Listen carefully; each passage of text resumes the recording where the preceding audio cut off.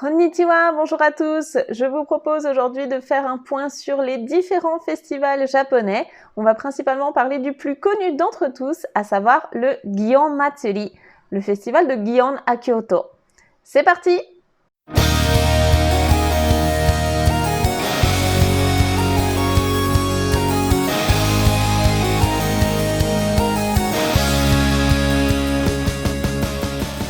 Je suis Sophie du blog coursdejaponais.com et aujourd'hui je vous propose d'aller faire un tour du côté des festivals japonais. Est-ce que vous avez déjà entendu parler des Matsuri? Matsuri, c'est le terme qu'on utilise au Japon pour désigner les festivals. Il y a tout type de festival au Japon et les Matsuri sont traditionnellement liés à un ou plusieurs sanctuaires shinto ou bien des temples bouddhistes. Il en existe vraiment de toute taille, ça peut être des très petits festivals de quartier ou bien des énormes festivals qui impliquent toute une ville. Et il y a plein de styles différents de festivals, ça peut être des défilés de chars, des parades, ça peut être sur des bateaux, ça peut être aussi des sculptures de glace, ou bien encore des défilés en costume d'époque, des choses en rapport avec le feu, avec les éléments.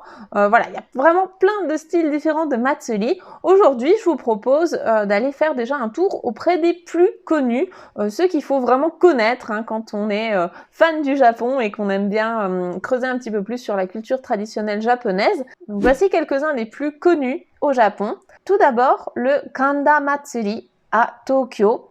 Donc, c'est un festival qui a lieu dans le quartier de Kanda, à côté de Akihabara, et qui consiste en un défilé d'environ 200 mikoshi. Donc les mikoshi, c'est ce que vous voyez là en doré. Ce sont comme des petits hôtels portatifs dans lesquels on considère qu'il y a les dieux, les kami-sama, qu'on transporte dans tout le quartier. Dans les 3 plus grands festivals du Japon, nous avons également le Tenjin Matsuri à Osaka. Le Tenjin Matsuri est connu notamment pour ses stands qui sont situés le long de la rivière Okawa et également un très grand feu d'artifice qui a lieu au-dessus de cette rivière. Il y a un défilé de 3000 personnes quand même. Il y a également une centaine de chars qui défilent lors du festival. Il y a un char qui est réservé aux femmes et c'est vraiment l'une des célébrations à Osaka les plus connues et les plus populaires. Nous avons également le Yuki Matsuri à Sapporo, que vous avez peut-être déjà entreaperçu en photo ou même en vrai, si vous avez eu la chance d'y aller. Donc le Yuki Matsuri, c'est le festival de la glace à Sapporo, de la neige. En tout cas, on fait des sculptures de glace. C'est absolument magnifique et personnellement, je rêve d'y aller. Je vais également vous évoquer rapidement le Nebuta Matsuri à Aomori. Donc Aomori, c'est une petite ville au nord de Honshu, l'île principale du Japon, et c'est un défilé de chars, de lanternes qui sont absolument magnifiques. C'est pareil, c'est quelque chose que je rêve de voir en vrai. J'ai déjà vu des chars avec des lanternes, mais vraiment celui d'Aomori est très connu pour ça. Donc voilà, si vous avez la chance d'y aller, dites-le moi. Envoyez-moi vos photos. Aujourd'hui, je voudrais plutôt qu'on s'intéresse au Gion Matsuri à Kyoto, puisque c'est un festival que je connais bien, j'y ai déjà assisté, et comme j'ai vécu à Kyoto pendant toute la période du festival, j'ai vu l'avant, le pendant et l'après, donc je trouvais ça intéressant de vous raconter comment ça se passe. Donc déjà, le Gion Matsuri, c'est l'un des 3 festivals les plus connus du Japon, si ce n'est le plus connu au Japon. Il est extrêmement populaire, il est télévisé en direct dans tout le Japon pendant que ça se passe. Ça a lieu pendant tout le mois de juillet. Donc on verra qu'il y a certains jours qui sont plus prisés que d'autres parce qu'il y a des célébrations qui ont lieu certains jours seulement, mais le festival en lui-même, les célébrations ont lieu pendant tout le mois de juillet chaque année à Kyoto. C'est un festival qui n'est pas récent parce qu'il date de 869, donc vous imaginez quand même la tradition que ça représente jusqu'à nos jours. Et c'est un festival qui est lié au sanctuaire Yasaka Jinja dans le quartier de Gion. C'est pour ça que le festival s'appelle le festival de Gion, le Gion Matsuri. Mais on verra que, en vérité, le festival en lui-même, le défilé de chars, pourquoi il est vraiment principalement connu, ne défile pas dans le quartier de Gion. C'est juste le sanctuaire Yasaka Jinja qui est à l'origine de ce festival, qui est à Gion, mais le défilé ne passe pas dans le quartier de Gion. Donc vraiment l'événement phare du festival, c'est le défilé de chars qui a lieu le 17 juillet. Et il y a un deuxième défilé qui a lieu la semaine d'après, le 24 juillet, en fait, ils vont faire dans un sens, puis dans l'autre, le même trajet. Ce qui est intéressant avec ce festival, déjà, c'est que visuellement, il est magnifique. Les chars sont extrêmement impressionnants, ils sont grands, ils sont très détaillés. Il y a une ambiance avec des musiciens, avec les gens qui tirent les chars. Voilà, c'est vraiment très impressionnant. Et surtout, chaque char est associé à une légende ou à une histoire. C'est pas juste des chars comme ça, joliment décorés. Il y a vraiment une histoire derrière chaque char et ça, c'est hyper intéressant. Et puis, il y a également deux types de chars différents. On a d'abord les Hoko, qui sont les plus grands des deux.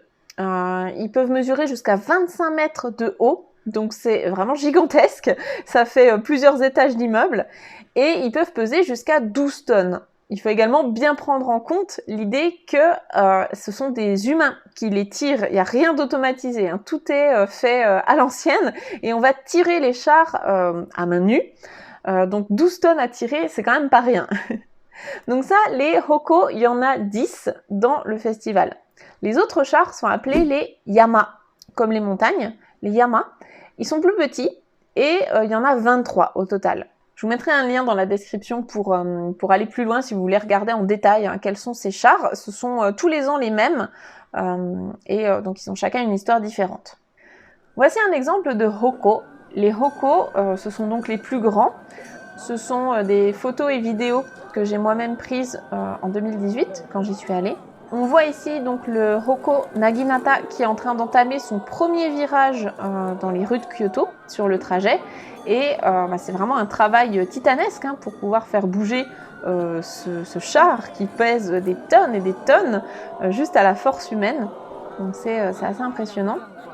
On voit également que chaque équipe d'hommes qui tirent les chars, ils ont tous des habits spéciaux qui soutiennent, on va dire, leurs chars, parce que c'est vraiment c'est des teams, c'est des équipes. Ils sont hyper fiers de bosser pour tel ou tel char.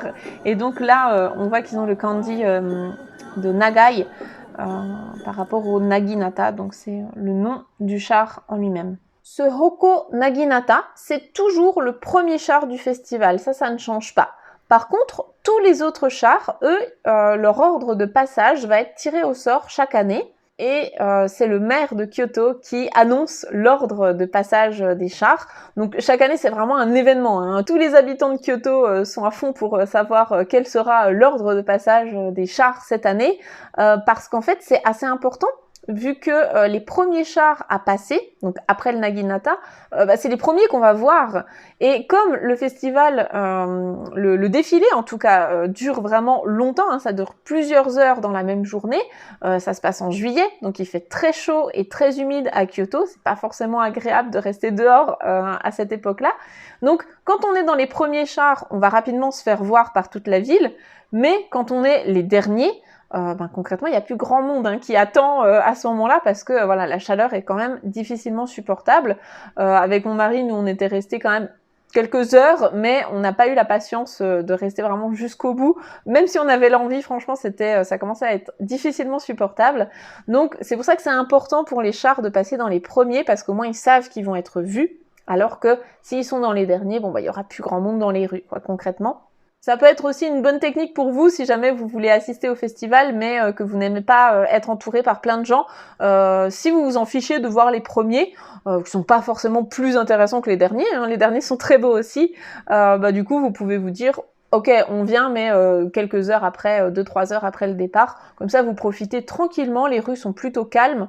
Nous, on était ressortis un petit coup, donc on avait vu que vraiment, il n'y avait plus grand monde. Et voilà, ça vaut le coup parce que du coup, vous pouvez prendre des photos. Il n'y a personne sur vos photos. C'est assez sympa. Donc, pour revenir au Hoko Naginata, le tout premier, dans ce char-là, il y a un enfant sacré qui est choisi parmi les plus vieilles familles de Kyoto. Donc ce sont toujours des familles qui ont un rapport avec l'histoire de Kyoto. Ça peut être des commerçants qui ont leur établissement qui tourne comme ça depuis des dizaines d'années ou des centaines d'années à Kyoto. Donc il y a toujours un enfant qui est mis dans ce char et comme c'est un enfant qui est considéré comme étant sacré pendant la période du festival, il va subir des rites de purification pendant tout le mois de juillet afin d'être totalement prêt pour le défilé. Notamment, l'enfant n'a pas le droit de toucher le sol pendant plusieurs jours avant le festival, on n'a pas le droit de le toucher, enfin il y a plein de choses comme ça qui sont mises au point. Par contre, c'est vraiment considéré comme étant un grand honneur d'être cet enfant choisi pour le festival.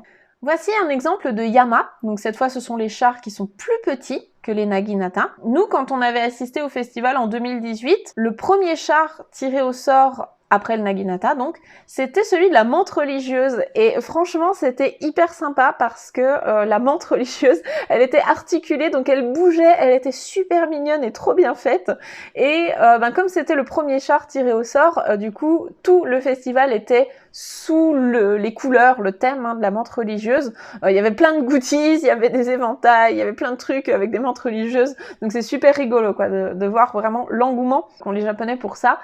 Comme d'habitude, ils vont sortir des produits dérivés, tout ça, donc c'est vraiment rigolo. Et puis, si vous avez la chance d'aller à Kyoto avant le festival de Gion, quelques jours avant, c'est super sympa parce que tous les chars sont disposés dans les rues en attendant le défilé.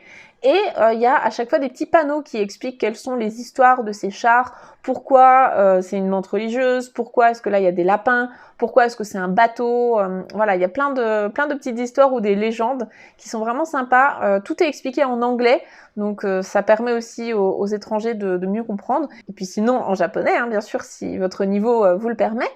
Donc c'est sympa de voir les chars qui sont construits jour après jour. Nous, c'était un mois, le mois de juillet, on allait à l'école tous les jours, donc à chaque fois, notre trajet de bus passait par quasiment tous les chars. On les voyait se faire construire au fur et à mesure. Donc au départ, c'est juste des tas de bois et de cordes, et après, au fur et à mesure, ils prennent forme. Ensuite, ils les décorent.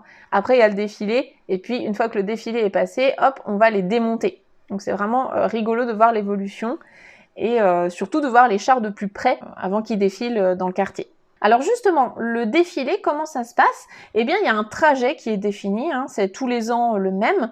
Donc le 17 juillet, ils vont passer dans un sens, et le 24 juillet, ils vont passer dans l'autre sens. Ils font le même trajet dans un sens et puis dans l'autre. Donc là, vous avez à chaque fois les heures. Si jamais vous voulez assister à ce festival, vous regarderez, il y a toujours les heures. Vous savez à quel moment il faut vous placer, à quel endroit. Nous, on était placés donc au premier virage, qui est alors l'un des plus prisés, bien évidemment, mais qui est quand même vraiment impressionnant, cet endroit-là. Donc nous, on les a vus tourner, et voilà, le fait de les voir tirer ce char, enfin tous les chars, les efforts qui sont déployés par ces équipes d'hommes pour faire tourner des tonnes et des tonnes de chars, voilà, c'est impressionnant. Si vous le pouvez, franchement, je vous conseille d'arriver un petit peu plus tôt et de les regarder prendre un virage. Sinon, si vous avez la flemme d'attendre ou que vous ne supportez pas bien ni la foule ni la chaleur, du coup, je vous conseille plutôt d'aller dans un virage un petit peu plus éloigné, le dernier virage, comme ça vous serez plus tranquille. Dans la description, je vais vous mettre des liens justement qui sont vraiment utiles si jamais vous prévoyez d'assister à ce festival cette année ou une autre année pour pouvoir bien préparer ça. Et puis dans les commentaires, j'aimerais vraiment beaucoup que vous me racontiez si vous y avez déjà assisté ou alors si vous rêvez d'y assister, quand est-ce que vous prévoyez d'y aller. Voilà, racontez-moi vraiment tout ça. Si jamais vous avez assisté à un autre festival aussi au Japon, parce qu'il y en a vraiment partout, dans toutes les régions, toutes les préfectures, j'aimerais beaucoup avoir votre retour d'expérience là-dessus. Si ce n'est pas déjà fait, abonnez-vous à la chaîne, activez la cloche pour ne louper aucune autre prochaine vidéo qui pourrait vous intéresser sur la culture japonaise ou la langue japonaise. Si cette vidéo vous a plu, merci de mettre un petit pouce bleu, ça m'encourage à continuer dans ce sens. Et puis je vous dis à très bientôt pour une prochaine vidéo. Mata ne! Bye bye!